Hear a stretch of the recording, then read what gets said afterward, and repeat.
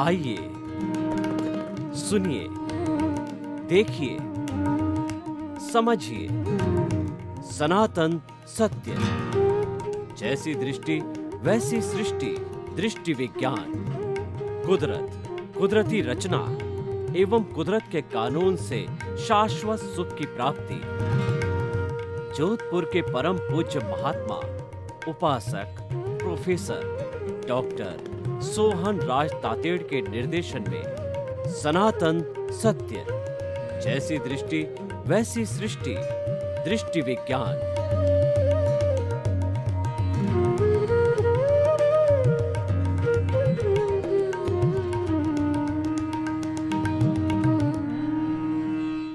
चंदेषु निम्मल यरा आईचेषु अय्यं पयासैरा सागरवर गंभीरा सिद्धा सिद्धिं मम दिशन्तु सिद्धा सिद्धिं मम दिशन्तु।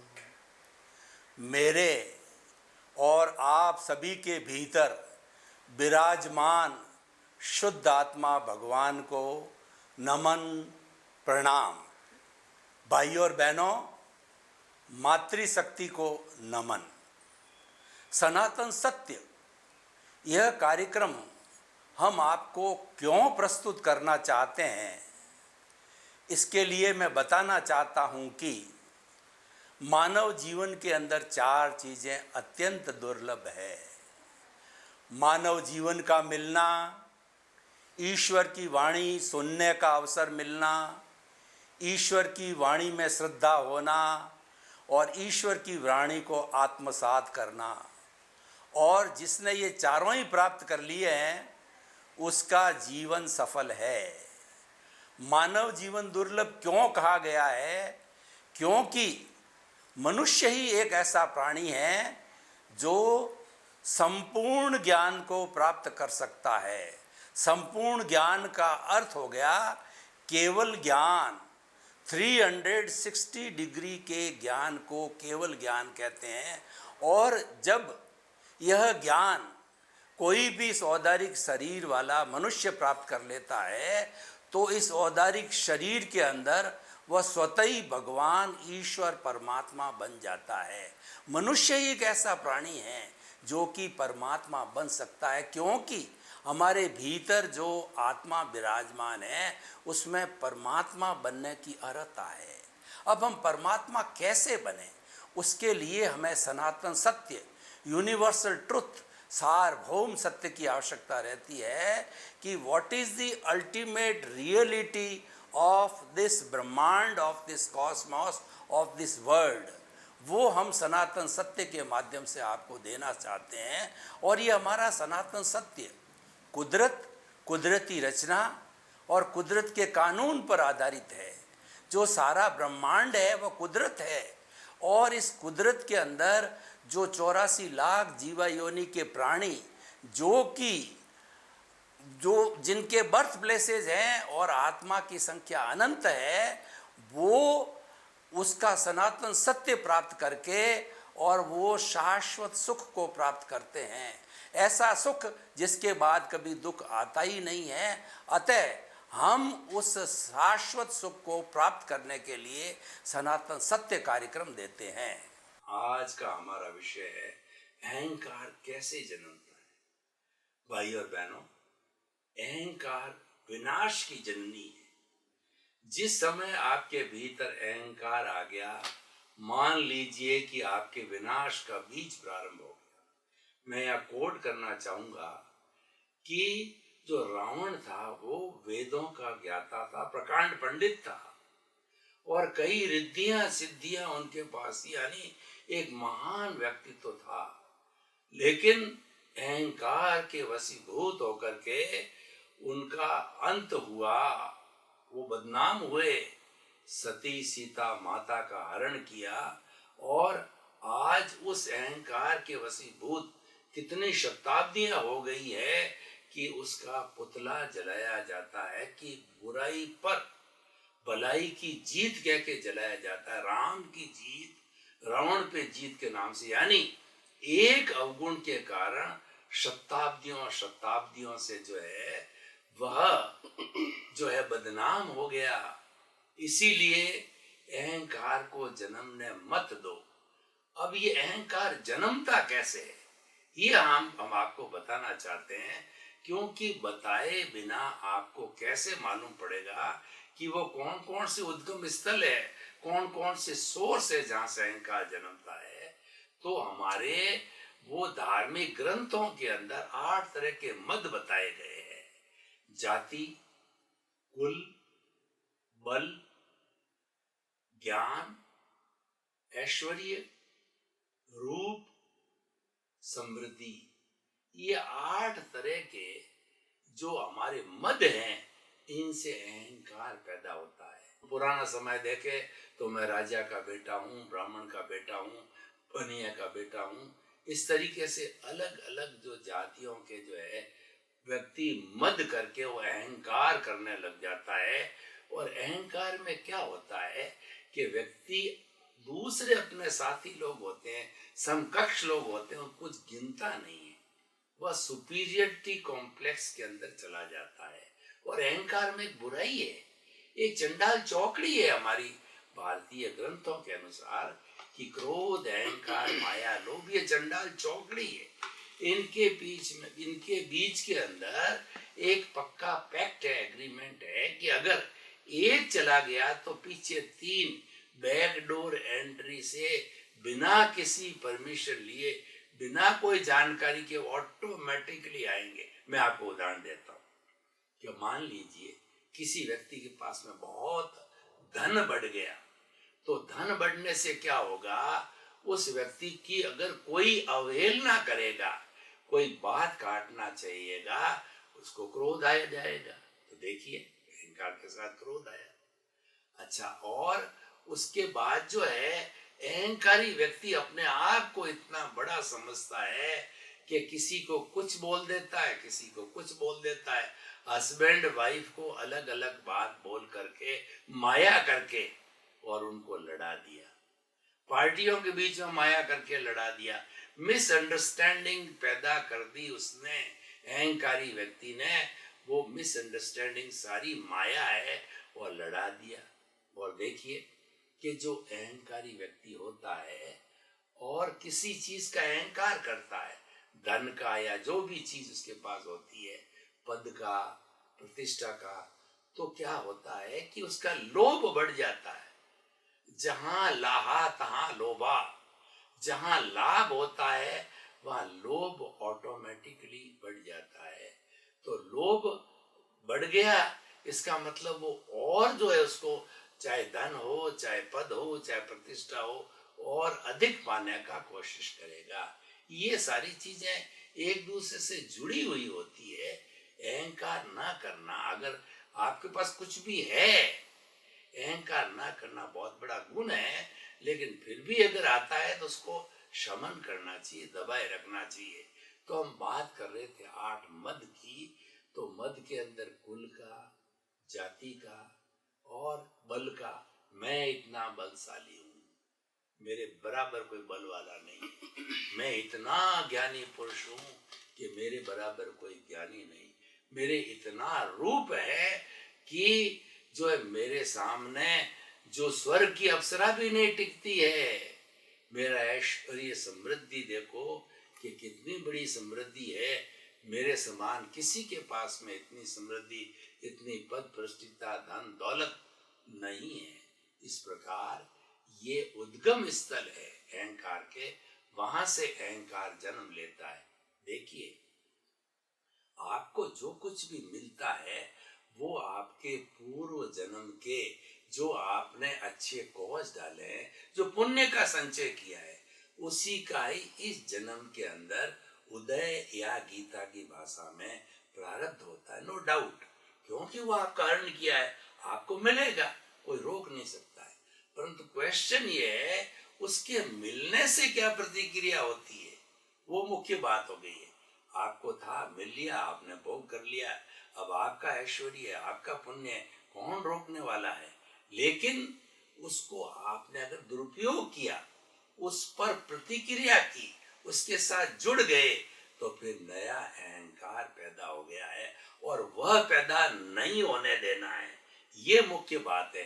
क्यों कि आपने पुण्योदय किया और आपने फिर अहंकार करके उस पुण्योदय को घटाना चालू कर दिया। देखिए, एक ये लॉ ऑफ द नेचर है कि पुण्योदय को भोगने से तो पुण्य खर्च होता ही है, पर पुण्योदय से आपने पापकारी प्रवृत्ति प्रारंभ कर दी तो आपका पुण्य घटता है। कैसे घटता है, मैं उदाहरण देता हूँ। उदाहरण, कहानियां, मुहावरे इत्यादि से वस्तु गागर में सागर भरा जाता है, बहुत जल्दी स्पष्ट हो जाती है। एक बड़ा घास का गट्ठर है, उस गट्ठर के नीचे आपने एक छोटी सी दिया स्थाई जला दी, तो धीरे धीरे वो घास का गट्ठर है, वो घास का पूरा समाप्त हो जाएगा, जल जाएगा। घास का गट्ठर आपका पुण्योदय है, मान लीजिए पुण्य है, इतना पुण्य संचय है, और वो चिंगारी एक पाप के रूपी है। छोटी सी चिंगारी से, पापकारी प्रवृत्ति से वो धीरे धीरे पूरा जल जाता है। तो देखिए, हर जो है पापकारी प्रवृत्ति साथ पुण्य खर्च होता है। जो भोगते हैं वो तो खर्च होता है, होगा ही, क्योंकि ये उदय और प्रारब्ध तो ये तो भोगने की चीज तो हिसाब है। जितना जितना उपयोग में लेते रहोगे उतना समाप्त होता रहेगा। क्यों, तो जड़ है, ये नाशवान है, ये भोगने वाली चीजें हैं और भुगतान है आपका। आपको अच्छा बुरा मिलेगा ही, क्योंकि आपका ही जो अर्न किया हुआ है, ये ध्वनि की प्रतिध्वनि है। पिछले जन्म में ध्वनि की थी, आज जन्म में प्रतिध्वनि होती है। कैसे होती है, देखिए, आप एक खुले कुएं के पास चले गए और खुले कुएं पे आपने एक जो आवाज लगाई कि तुम चोर हो, भीतर से प्रतिध्वनि आएगी तुम चोर हो। और आपने आवाज लगाई तुम बहुत सज्जन व्यक्ति हो, भीतर से आवाज आएगी तुम बहुत सज्जन व्यक्ति हो। यानी पूर्व जन्म के अंदर हमने जो जैसा जो इको किया है, जो ध्वनि किया है, इसी जन्म में वो इको के रूप में प्रतिध्वनि हमको पुण्य पाप के रूप में मिलती रहती है। तो हम बात कर रहे थे कि अहंकार कहाँ से जन्मता है, और अहंकार को जीवन में स्थान नहीं दिया जाना चाहिए, क्योंकि वो हमारे पुण्य को घटाएगा। पुण्य को घटाया नहीं, घटाएगा तो है ही, लेकिन साथ साथ के अंदर नए जो है ना, हम बीज डाल देंगे, हम नया चार्जिंग कर देंगे, वो अगले जन्म में जाकर के फिर जो है वो द्रव्य कर्म के रूप में डिस्चार्ज होगा। तो फिर क्या हुआ, हम जो है ये जन्म जन्मांतर की साइकिल चलती रहेगी, हमें इसको चलाना नहीं है। इस जन्म जन्मांतर की साइकिल को रोकना है। तो हम रोकें कैसे?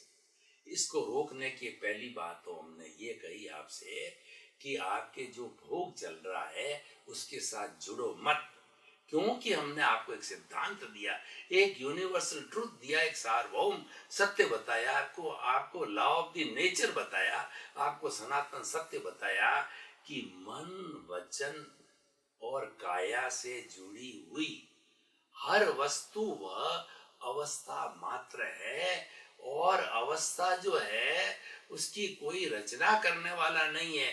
वह तो व्यवस्थित है, वह नाशवान है, वह जड़ है, वह समाप्त होने वाली है। और ये तो जो है ऑलरेडी पूर्व का जो है एक संचित कर्म है, जो कि उदय और प्रारब्ध में आया है। उसमें आपकी कोई स्वतंत्रता नहीं है, और आपको एक अतिरिक्त सांस लेने की भी स्वतंत्रता नहीं है। वो तो ऑटो मोड से चलता, वो तो मैकेनिकल है, इसलिए ऑटो मोड से चलता है। तो उसमें आपका क्या पुरुषार्थ है? तो आपका पुरुषार्थ किसमें है? तो हम करें क्या? जब हमें इस ऐसी स्थिति पैदा होती तो हमें करना क्या चाहिए? वो उसको बोलते हैं रियल पुरुषार्थ। आप अगर उसके साथ में जुड़ते हो तो वो तो अज्ञान है, क्योंकि स्वतंत्रता नहीं है, फिर भी टांग अड़ाते हो। आपकी मोटरसाइकिल चल रही है या साइकिल चल रही है, आपको पता है कि इसमें टांग अड़ाई या लकड़ी डाली तो टूटेगी, तो आप टूटने का काम कर रहे हो। मतलब आप अज्ञान के साथ में अज्ञान को बढ़ा रहे हो।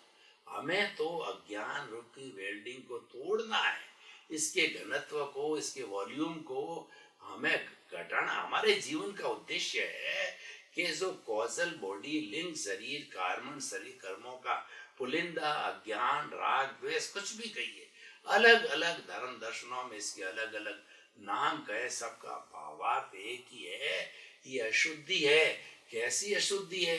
24 कैरेट का सोना है और उसके ऊपर कोई बालू रेत आ गई, वो दिखता नहीं है, बालू रेत हटाई, वो तो लंगड़ी।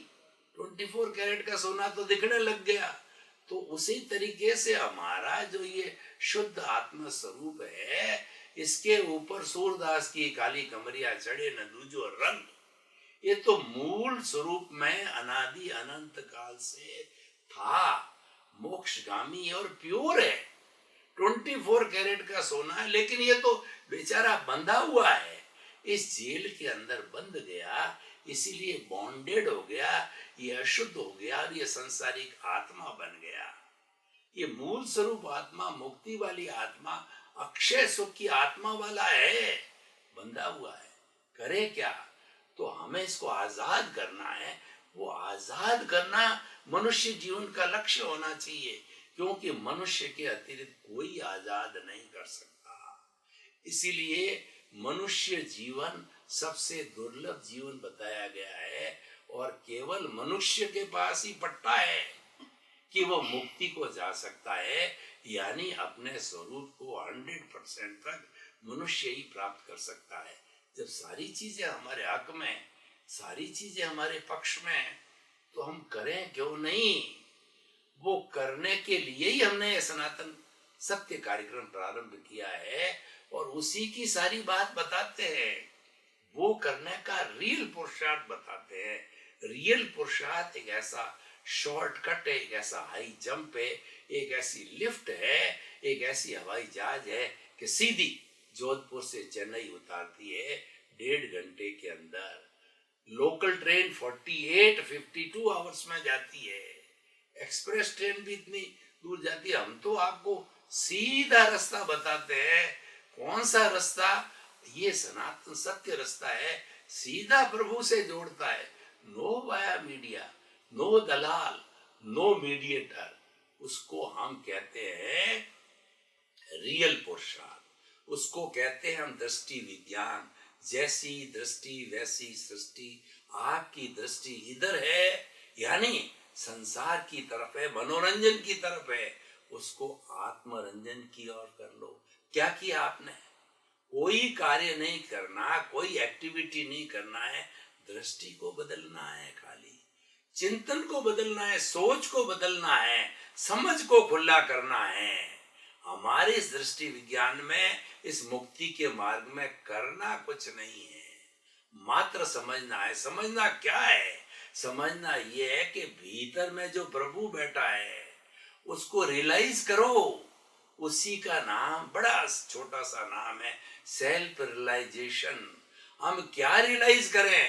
खाने का रियलाइज का नहीं कह रहे हैं, पहनने का नहीं कह रहे हैं, और कोई बहुत बड़ी चीज सूत्र के रियलाइजेशन की बात नहीं कह रहे हैं। हम तो कह रहे हैं कि खुद को पहचानो, अपनी पहचान करो। मैं कौन हूं उसकी पहचान करो। आपने कर ली, बड़ी सीधी सी बात है वैसे तो, आपने कर ली तो फिर दुनिया में आपको करना कुछ भी शेष नहीं है, क्योंकि दुनिया में सबसे कठिन कार्य है खुद की पहचान करना, अपने आप से वार्ता करना, अपने आप को जानना, और जो है सेल्फ रियलाइजेशन, इंट्रोस्पेक्शन, आत्मनिरीक्षण, आत्म परीक्षण करना।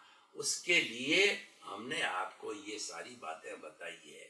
तो भाई और बहनों, हमारा जो आज का एपिसोड है कि जो है हमारा अहंकार कहाँ से जन्मता है, वो सोर्स से, वो उद्गम, वो स्थान हमने आपको बताए। तो आप अभ्यास कीजिए।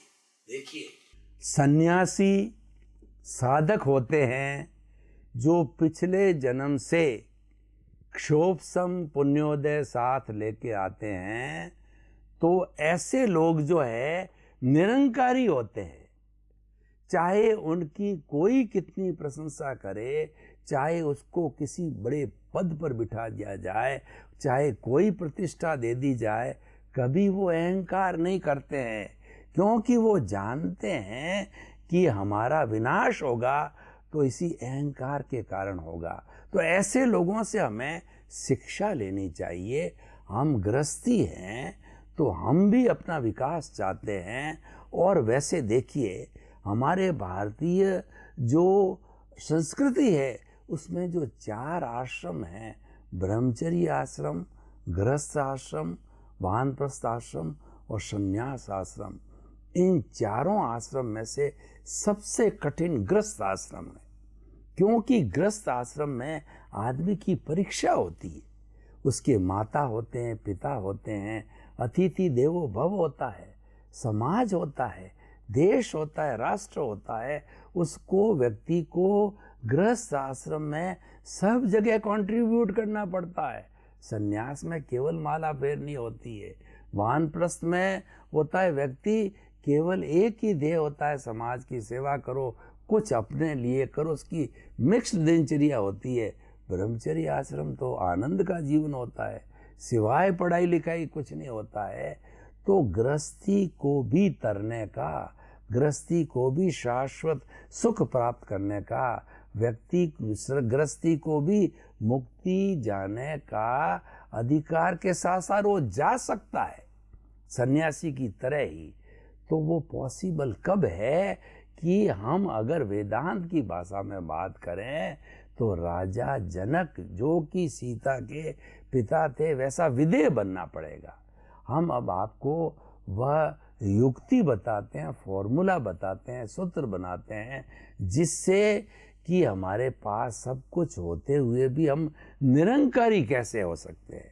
भारत के प्रधानमंत्री बन गए, राष्ट्रपति बन गए, फिर भी निरंकारी कैसे रह सकते हैं, जबकि एक छोटा सा व्यक्ति इतरा जाता है। अधकल गगरी छलकत जाए, आधा भरा हुआ घड़ा ज़्यादा छलकता है, पूरा भरा हुआ छलकता नहीं है, क्योंकि वो तो पूरा भर के संतुष्ट हो गया, वह निरंकारी रहता है। तो राजा जनक की हम बात कर रहे थे कि राजा जनक चक्रवर्ती राजा थे, 6 खंड के राजा थे, लेकिन फिर भी वो विदेही थे। वो वेदांत के रूप में वो जो है जीवन मुक्त थे, यानी हर क्षण जो है वो अनुभव करते थे, वेद विज्ञान करते थे। मैं अलग हूँ, शरीर अलग है। चक्रवर्ती बना, ये शरीर बना है। पुण्योदय के कारण इस जनक को जो है 6 खंड का राजा मिला है और सीता जैसी बेटी मिली है, पर मैं वो नहीं हूँ। मैं तो शुद्ध आत्मा हूँ, मैं तो अजर हूँ, अमर हूँ, अविनाशी हूँ और मैं अजन्मा हूँ। मैं अनंत ज्ञान, अनंत दर्शन, अनंत शक्ति और अनंत सुख का धाम, वो वैसा मैं हूँ। ऐसा वो विदेह रूप में जो है वो चिंतन करते थे। निरंकारी रहने के लिए और अहंकार जन्म न ले, उसके लिए स्वामी विवेकानंद ने क्या कहा है, वो उसको जीवन में उतारो। जग माही ऐसो रहो, जो अम्बुज सर माही, रहे नीर के आसरे, पर जल छुवत नाही। Remain in the world as a lotus remains in the mud. देखिए, दुनिया में ऐसे रहो कमलवत। कमल का फूल तो जो है वो कहना चाहिए मड, कीचड़ से बहुत ऊपर होता है, लेकिन कीचड़ के साथ में डंठल जड़ होती है। तो कीचड़ संतुष्ट हो गया कि मेरे साथ तो कमल जैसा इतना बड़ा प्रतिष्ठित जो है वो फूल निवास करता है। उसी तरह से एक छोटे बच्चे में भी गुण मिले तो हमें लेने चाहिए। देखिए, भगवान कृष्ण कितने गुणी थे कि बहुत से जो है लोग गए, द्रोणाचार्य गए या कोई और बड़े बड़े जो योद्धा वहाँ से निकले, तो एक सड़ा हुआ कुत्ता था, वो बहुत बड़ी जो है गंदगी मार रहा था, बदबू मार रहा था। सभी कोई न कोई प्रतिक्रिया करके और नाक बंद करके निकले। भगवान कृष्ण ने अर्जुन को कहा, देखो इस कुत्ते के दांत सिल्वर की तरह है, चांदी की तरह चमक रहे हैं। देखिए, मरे हुए कुत्ते में भी वासुदेव भगवान कृष्ण जो कि गुणों के पुंज थे, उन्होंने उसमें भी कोई अच्छी बात को देखा और उस अच्छी बात को उन्होंने जो है प्रतिपादित किया। तो हमारे कहने का अर्थ ये है कि हमें निरंकारी राजा जनक की तरह और कृष्ण, राम, महावीर इन महापुरुषों की तरह जो है सब कुछ होते हुए भी जो है अहंकार नहीं करना, ये सीखना चाहिए, ये आर्ट सीखना चाहिए। और जब ये आर्ट हमारे को आ जाती है तो हम जीवन में सफलता को प्राप्त करते हैं। इसके सूत्र हमने कई बताए। एक आपको योग का सूत्र बताता हूँ, प्राणायाम का, कि देखिए निरंकारी कैसे बने। उसके लिए भारत में पैदा हुआ योग, जो कि आज अंतर्राष्ट्रीय योगा दिवस के रूप के अंदर जो है 2015 से लगातार हम जो 5-6 साल से 21 जून को पूरे विश्व के 210 कंट्री में प्रतिष्ठा प्राप्त कर ली है। यानी भारत को फिर धर्मगुरु देश बना दिया योगा ने। और 2 अक्टूबर महात्मा गांधी के जन्मदिन को पूरा विश्व के 210 कंट्रीज इन वर्षों के अंदर उसको अंतर्राष्ट्रीय 2005 से अंतर्राष्ट्रीय जो है वो अहिंसा दिवस मना रहे हैं। और वो महात्मा गांधी के जन्मदिन पर, क्योंकि महात्मा गांधी ने युद्ध के जैसी स्थितियां भी इतने बड़े अंग्रेजों के साम्राज्य को 200 साल पुराने की जड़ों को हिलाया अहिंसा के आधार पर। ये भारत को धर्म गुरु देश बनाता है। तो हम योग, उसी योग की बात करते हैं कि सामान्य रूप से मनुष्य है जब मौज की, मज़े की स्थिति में होता है, स्ट्रेस स्ट्रेन फ्री होता है। आप घड़ी लेकर के बैठ जाइए कि एक्सहेल इनहेल, सांस लिया और सांस बाहर निकाला, इस स्ट्रोक को जो है वह 16 लेता है। लेकिन निरंकारी बनना है तो हम आपको बताना चाहते हैं 1 मिनट की 16 की सांसों को लंबा अभ्यास करके धीरे धीरे 16 से 10, 12, 8 कीजिए, आप निरंकारी बन जाएंगे। तो हम कुल मिला के ये बात कहना चाहते हैं कि अहंकार जीवन का विनाश करता है। निरंकारी बनिए। आपके प्रति मंगल भावना, शुभ कामना कि आपका जीवन आनंदमय हो, मंगलमय हो और आपने परिवार के साथ में आप शतायु होकर के, परोपकार करके अपने जीवन को धन्य बनाइए।